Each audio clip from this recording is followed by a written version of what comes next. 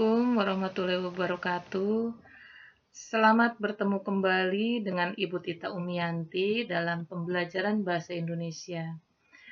Anak-anak sekalian, hari ini kita menelaah struktur dan kebahasaan puisi rakyat.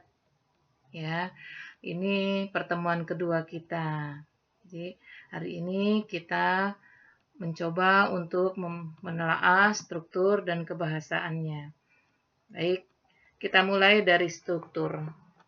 Struktur puisi rakyat ini sama dengan ciri-cirinya. Misalnya dalam pantun, di sini ada strukturnya dalam satu bait terdiri atas 4 larik. Larik pertama dan kedua adalah sampiran, sedangkan larik ketiga dan keempat adalah isi.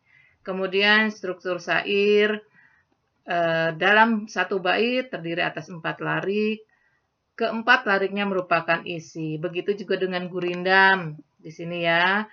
Kalau gurindam di sini dalam satu bait terdiri atas 2 larik. Larik pertama berisi soal, masalah atau perjanjian, sedangkan larik kedua merupakan jawaban. Nah, aspek kebahasaan apa yang akan kita pelajari pada pertemuan kali ini?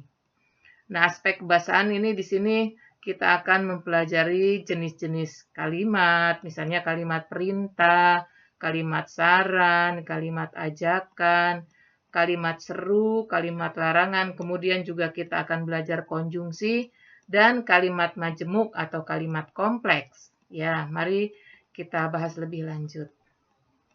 Di sini kita masuk ke jenis-jenis kalimat. Yang pertama adalah kalimat perintah. Nah, apa itu kalimat perintah? Di sini kalimat perintah adalah kalimat yang berisi atau bermaksud memberi perintah atau suruhan.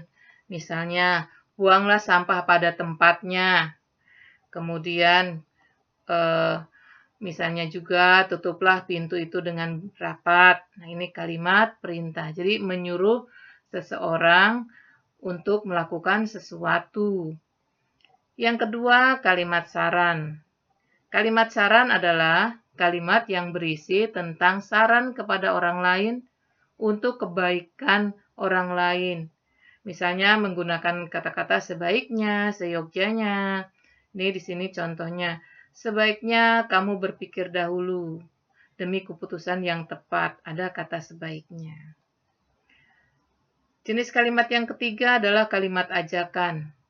Kalimat ajakan adalah kalimat yang berisi ajakan kepada orang lain untuk melakukan suatu perbuatan. Sini kata yang digunakan adalah ayo, mari. Misalnya, marilah kita jaga agar lestari. Ayo, kita harus tetap menjaga kesehatan agar terhindar dari virus corona ini. Misalnya seperti itu ya. Kemudian selanjutnya adalah kalimat seru. Kalimat seru adalah kalimat yang mengungkapkan rasa hati, seperti kagum, heran, senang, dan sedih. Ini kata-kata yang digunakan. Alangkah, betapa, bukan main. Alangkah indahnya alam Indonesia ini. Ini contoh kalimat seru. Kemudian, wahai pemuda Indonesia, teruslah berjuang melestarikan budaya kita. Nah, ini contoh kalimat seru. Kalimat selanjutnya adalah kalimat larangan.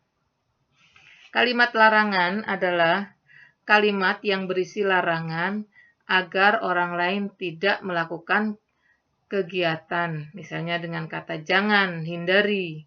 Contoh, janganlah berprasangka buruk kepada sesama.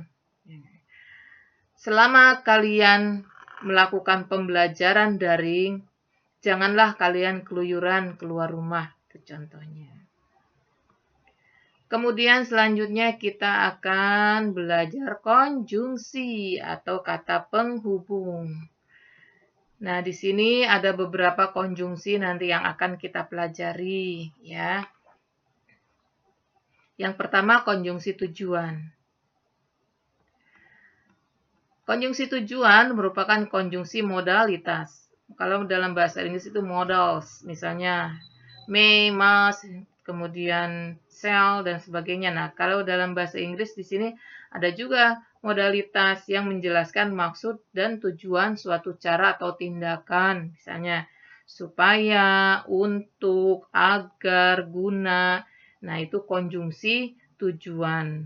Contoh, kita harus selalu memakai masker jika keluar rumah agar terhindar dari penularan COVID-19.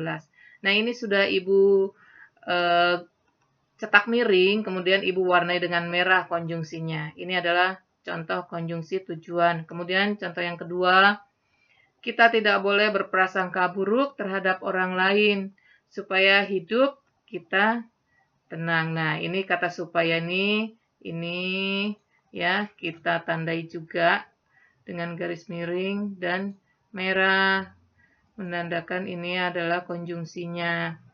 Jadi ini konjungsi tujuan. Ingat menjelaskan maksud dan tujuan suatu acara atau tindakan. Kurang di sini tindakan ya, Nak ya.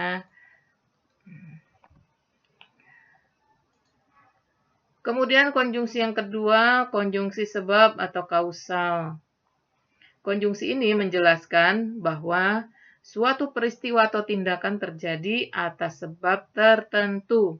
Nih, kata-kata yang digunakan konjungsinya itu adalah sebab, sebab itu, karena, oleh karena itu. Contoh, kami belum bisa belajar tatap muka karena keadaan masih belum aman dari COVID-19. Kemudian contoh berikutnya, kerinduan akan kembali belajar di sekolah semakin kuat sebab kami bosan belajar di rumah terus. Ya, sama guru juga bosan, Bu Tita juga bosan ngajar misalnya tanpa siswa ya. Kalau selama waktu kita tatap muka, itu Ibu bisa melihat langsung kalian, bisa berinteraksi langsung dengan kalian, lihat kalian tertawa, lihat kalian eh, senang, bingung, itu Ibu nikmat sekali. Kemudian konjungsi yang berikutnya adalah konjungsi akibat. Nah, konjungsi ini menggambarkan suatu peristiwa atau tindakan terjadi atas sebab peristiwa lain.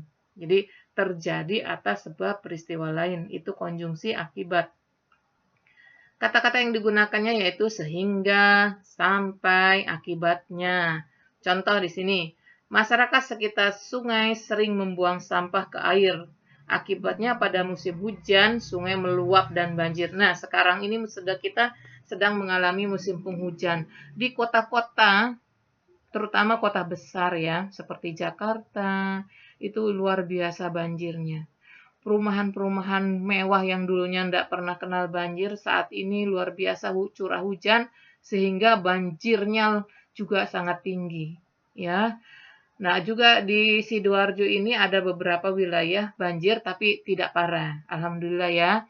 Alhamdulillah, tapi sekolah kita walaupun di depan sekolah kita itu ada kali, tapi karena masyarakatnya sudah eh, sudah mengerti akan bahaya banjir, mengerti kebersihan. Alhamdulillah Ibu lihat kali di depan sekolah kita itu bersih.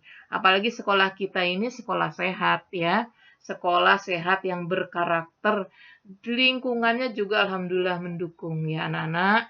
Ibu juga lihat jika dulu waktu kalian masuk, kalian sudah paham pentingnya kebersihan. Nah, konjungsi selanjutnya adalah konjungsi syarat. Konjungsi syarat, konjungsi yang menjelaskan suatu hal bisa terpenuhi apabila syarat yang ada dipenuhi atau dijalankan. Di sini kata-kata konjungsinya yaitu jika, jikalau, apabila, asalkan, kalau, dan bila mana. Ini Ibu salah ngetiknya, harusnya U-nya di belakang. Nih, kalau, bagian bila mana. Contoh, siswa harus rajin belajar dan berdoa jika ingin cita-citanya tercapai. Nah, anak-anakku sekalian, walaupun kalian belajar tidak diawasi secara langsung oleh guru, ya kalian belajar di rumah, rumahmu adalah sekolahmu untuk sementara, tapi tolong nak, rajin belajar, rajin mengerjakan tugas atau latihan, dan mengumpulkan tugas-tugas itu ke guru masing-masing mata pelajaran, agar cita-citamu tercapai. Jadi kalau kalian sekarang bersusah-susah, belajar, mengerjakan tugas, insya Allah kedepannya kalian akan bahagia atau senang. Karena apa? Karena cita-citamu tercapai. Nah, kemudian kita belajar di sini dalam kebahasaan, yaitu kalimat majemuk atau disebut juga kalimat kompleks. Jadi ada kalimat majemuk, ada kalimat tunggal, ada kalimat kompleks, ada kalimat sederhana. Nah, sebelum kita masuk ke kalimat majemuk, kita pahami dulu apa itu kalimat tunggal atau kalimat sederhana ya. Di sini kalimat tunggal adalah kalimat yang memiliki satu subjek, satu predikat, satu objek, dan keterangan. Jadi intinya memiliki satu struktur atau satu pola di sini ya. Contoh, ibu sedang merawat tanaman dengan riang. Titik. Ya, ini satu kalimat. Di sini kita cari fungsi kalimatnya, kita telaah. Ibu sebagai subjek, sedang merawat di sini adalah predikat, tanaman objek dengan riang keterangan. Nah, di sini hanya satu pola, subjeknya hanya satu, predikatnya hanya satu, itu adalah kalimat tunggal. Sekarang kita beralih ke kalimat majemuk atau kalimat kompleks. Kalimat majemuk adalah kalimat yang memiliki lebih dari satu subjek atau predikat. Jadi dalam satu kalimat itu subjeknya bisa dua, bisa lebih, kemudian juga predikatnya. Kalimat majemuk terjadi dari penggabungan dua kalimat tunggal atau lebih. Jadi bisa dua kalimat, bisa lebih, kalimat tunggal ini kita gabungkan. Ini contoh. Ibu pergi ke pasar. Ayah pergi ke kantor. Ini ada dua kalimat tunggal ya. Kalimat pertama ini ibu pergi ke pasar.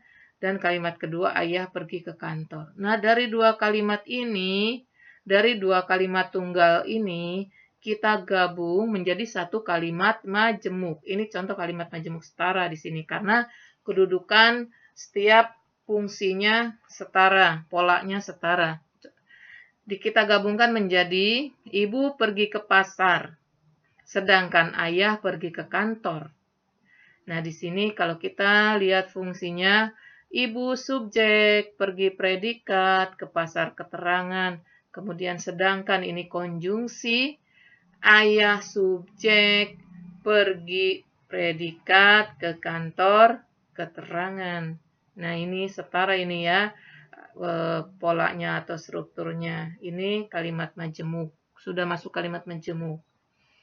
Kemudian kita masuk, nah ini yang tadi yang setara yang Ibu contohkan ya. Kita masuk ke kalimat majemuk bertingkat. Kalimat majemuk bertingkat yaitu penggabungan dua kalimat atau lebih kalimat tunggal yang kedudukannya berbeda. Nah, kalau setara ini kedudukannya sama atau setara. Tapi kalau kalimat majemuk itu kedudukannya berbeda. Di dalam kalimat majemuk bertingkat terdapat unsur induk kalimat dan anak kalimat. Nah, ada induk kalimat dan ada anak kalimat. Apa induk kalimat? Induk kalimat merupakan klosa inti, ya. Kemudian anak kalimat ini klosa yang merupakan penjelasan atau pengembangan di sini ya. Anak kalimat timbul akibat perluasan pola yang terdapat pada induk kalimat. Nah, jadi induk kalimat ini diperluas polanya, jadi ada anak kalimat. Ya. Contoh, ini dari dua kalimat tunggal ya. Kemarin ayah mencuci motor. Ini induk kalimat, ini termasuk induk kalimat ya.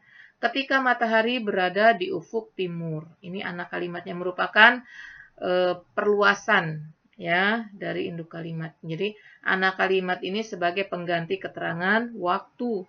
Nah, kalau kita gabungkan di sini menjadi satu kalimat majemuk bertingkat, ayah mencuci motor ketika matahari berada di ufuk timur. Ya. Di ayahnya ini subjek, mencuci predikat, ini motor, dan ini perluasan atau anak kalimatnya. Kalau anak kalimat ini kita telaah lebih detail, fungsi kalimatnya di sini. Ketika ini konjungsi, matahari subjek, berada predikat di ufuk timur, keterangan waktu.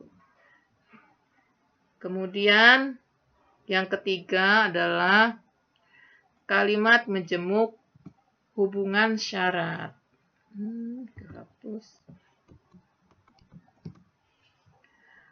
Kalimat majemuk hubungan syarat adalah salah satu jenis kalimat majemuk bertingkat di sini. Cirinya, ciri khas dari kalimat majemuk hubungan syarat adalah adanya kata. Ada kata seandainya, jika, apabila, asalkan. Nah, itu hubungan syarat. Contoh, Roni tidak akan dihukum ayah apabila ia pamit ketika keluar rumah. Ada kata apabila di situ yang merupakan ciri dari kalimat majemuk hubungan syarat. Jadi Roni subjek, tidak akan dihukum adalah predikat, ayah objek. Apabila konjungsi ia subjek, pamit adalah predikat, ketika keluar rumah. Maaf ya. Ketika keluar rumah, ketika keluar ini adalah predikat. Ketika keluar ini predikat, rumah adalah objek. Jadi di sini ada dua pola, di sini ada dua subjek, ada dua predikat, malah ada dua objek. Nah, ini jenis kalimat majemuk hubungan syarat. Kemudian ini ada contoh lain. Hana akan cepat pulih jika ia rutin minum obat. Nah, kata jika ini konjungsi yang digunakan yang merupakan ciri dari kalimat majemuk hubungan syarat. Nah, yang keempat, sini jenis kalimat majemuk bertingkat yang keempat adalah kalimat majemuk hubungan tujuan. Kalimat majemuk hubungan tujuan merupakan susunan dari dua atau lebih kalimat yang memiliki hubungan antara kalimat satu dan kalimat lain. Salah satu kalimat majemuk adalah kalimat majemuk hubungan tujuan. Kalimat majemuk hubungan tujuan memiliki ciri yaitu terdapat kata agar, supaya, biar, dan kata lainnya yang mencerminkan sebuah tujuan. Contoh di sini ya. Di sini contohnya ini sebetulnya yang pertama ini. Umi berjaga-jaga membawa jas hujan agar tidak kehujanan saat turun hujan. Ini contoh yang anak-anakku sekalian, Bu tidak ngetiknya. Kemudian yang B di sini, ini B ya. Yang B, adik harus rajin minum obat agar cepat pulih. Nih, ada kata agar. Adik, subjek harus rajin, predikat. Harus rajin minum, predikat. Objek, obat adalah objek. Agar di sini adalah konjungsi. Di sini yang ciri dari hubungan tujuan. Kemudian cepat pulih. Ini adalah predikat. Contoh yang selanjutnya, ini yang C. Kakak harus rajin menabung supaya bisa membeli sepeda baru. Kemudian contoh yang keempat di sini, sayur itu perlu ditambahkan garam supaya rasanya lebih enak. Jadi di sini ada kata agar, ada supaya. Itu merupakan ciri dari konjungsi yang menyatakan hubungan tujuan. Kalimat majemuk hubungan tujuan. Kemudian yang kelima, anak-anakku sekalian, kalimat majemuk konsesif. Kalimat majemuk bertingkat hubungan konsesif dihubungkan dengan kata tugas, walaupun, meskipun, biarpun, kendatipun, sungguh pun. Ini contohnya. Malam itu ia tetap pergi walaupun ibu sudah melarangnya. Ada kata walaupun. Kakak basah kuyup kehujanan walaupun kakak sudah membawa payung. Ya. Hidupnya tidak mengharapkan belas kasihan orang lain meskipun ia terlahir cacat. Luar biasa. D. Banyak pengguna jalan yang menyeberang sembarangan meskipun sudah dibangun jembatan penyeberangan. D dengan bangun harus disatukan karena ini adalah awalan D-nya ya. Oke. Baik anak-anakku sekalian, kita lanjutkan. Yang keenam, kalimat majemuk hubungan perbandingan. Kalimat majemuk bertingkat hubungan perbandingan atau perumpamaan dihubungkan dengan kata-kata ibarat, seperti, laksana, bagaikan, daripada. Jadi cirinya ini ya, kata-kata yang digunakannya. Contoh, berdiam diri lebih baik daripada bergosip. Mencari kesalahan orang lain ini, maaf. Mencari kesalahan orang lain. Ini dalam agama juga dilarang bergibah ya, dosanya luar biasa. Jadi lebih baik diam daripada bergosip. Tetapi kalau dibutuhkan, misalnya dalam pembelajaran, kalian harus aktif bertanya, menjawab. Jangan ada filosofi ini, ya. Jangan lebih baik diam daripada menjawab, itu salah. Tapi kalau urusan bergosip, kita lebih baik diam. Setiap hari dua bersaudara itu bertengkar, ibarat anjing dan kucing. Ibarat. Ya. Murid-murid TK itu menangis. Ini kurang kata penghubung. Ini sambil kita juga telaah tanda bacanya. Murid-murid TK itu menangis kocar-kacir. Kalian tahu kocar-kacir apa? Menangis kocar-kacir berlarian ya. Mencari ibunya seperti anak ayam kehilangan induknya. Nih ada kata seperti. Ayu sangat mirip dengan ibunya, laksana pinang dibelah dua. Laksana. Kemudian kata majemuk yang selanjutnya adalah kalimat majemuk hubungan akibat. Nah, kalau di atas tadi perbandingan, ini hubungan akibat. Kalimat majemuk bertingkat sebab akibat dihubungkan dengan kata tugas sehingga, sampai-sampai, maka. Ini contohnya. Kemarau tahun ini sangat panjang, maka banyak desa yang mengalami kekeringan. Lampu merah di perempatan jalan itu mati sehingga arus lalu lintas kacau balau. Terutama di daerah kita ini ya, di perempatan Suruni. Pernah ibu melintas sore hari saat para karyawan pulang, saat memang orang-orang hendak pulang ke rumah, itu lampu lalu lintasnya mati. Ya ampun, luar biasa. Kacau balau, hendak karu-karuan. Masing-masing orang ingin cepat, akhirnya bukan cepat, tapi malah macet total. Pagi itu gempa mengguncang dengan dahsyatnya sampai-sampai orang-orang berhamburan keluar. Nah, ini ada kata sampai-sampai ya. Kemudian yang ke-8 adalah kalimat majemuk hubungan cara. Kalimat majemuk bertingkat hubungan cara dihubungkan dengan kata tugas dengan. Nah, contohnya, pencuri masuk ke rumah mewah itu dengan mengendap-endap. Dinding kamarku kotor berantakan karena adik mencoretnya dengan rayon. Pandai besi membuat pedang dengan menempanya. Nih, ini kata dengan menyatakan kalimat majemuk hubungan cara. Nah, setelah kalian memahami tadi sudah mulai dari struktur, ya, kalian mungkin kalau struktur ini gampang paham karena ini merupakan juga ciri-ciri dari pantun, syair, gurindam. Kemudian nanti ini ada aspek kebahasaan, apa itu kalimat perintah yang tadi kita sudah bahas ya. Sudah kalian simak, kemudian ada kalimat saran, kalimat ajakan, seru, larangan, kemudian kita konjungsi dan tadi yang terakhir kita belajar kalimat majemuk atau kalimat kompleks. Nah, nanti sebelum ditutup kita akan latihan dulu.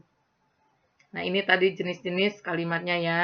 Kemudian disambung dengan konjungsi. Ibu tegaskan ulang di sini ya. Di sini konjungsi tujuan, sebab, kemudian akibat, syarat, kemudian masuk ke dalam kalimat majemuk. Nanti ada di sini dipahami dulu kalimat tunggal itu apa. Katanya kalimat tunggal itu kalimat yang memiliki satu struktur atau satu pola. Hanya memiliki subjek, satu predikat, dan satu objek juga satu keterangan. Sini sudah kemudian masuk ke dalam kalimat majemuk atau disebut juga kalimat kompleks. Sini ya. Karena strukturnya atau polanya lebih dari satu, memiliki subjek lebih dari satu, bisa juga predikat lebih dari satu, paling tidak itu ya. Kemudian di sini jenis-jenisnya tadi sudah kita pahami sama-sama.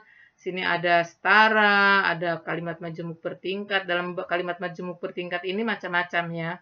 Ada hubungan syarat, hubungan tujuan, majemuk konsesif, kemudian ada hubungan perbandingan, hubungan akibat, dan yang terakhir tadi hubungan cara.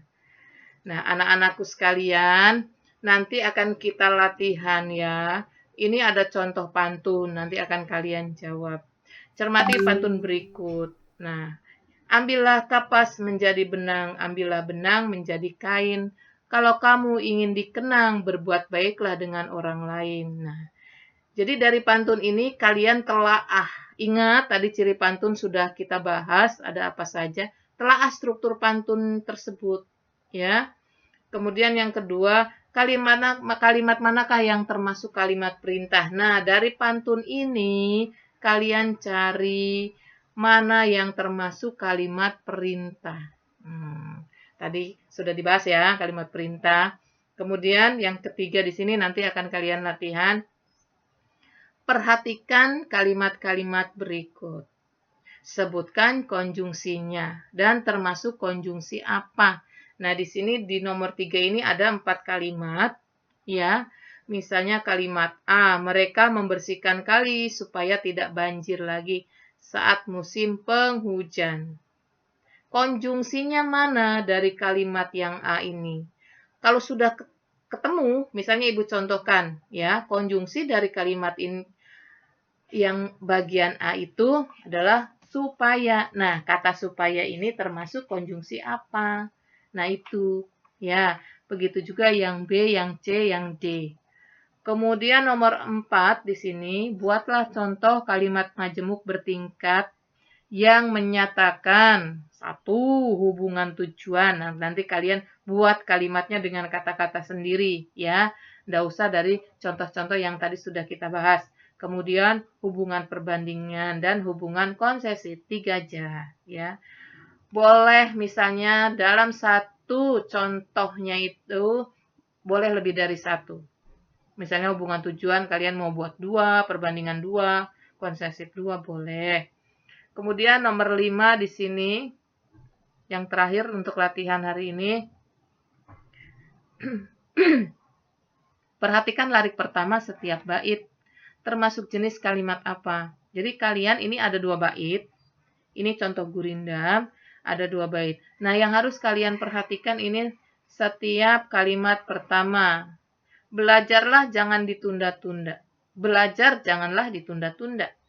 Nah, ini dan belajarlah demi masa depan. Ini termasuk jenis kalimat apa? Tuh ya. Jadi itu untuk latihan kali ini. Terima kasih atas perhatian kalian yang telah belajar hari ini. Sampai di sini perjumpaan kita kali ini untuk materi struktur dan kebahasaan. Kita akan berjumpa di materi selanjutnya, di pertemuan selanjutnya. Ibu Tita mohon maaf. Sekuntum melati merekah utuh. Wassalamualaikum warahmatullahi wabarakatuh. Semoga kalian selalu sehat, selalu semangat dalam pembelajaran daring ini. Terima kasih.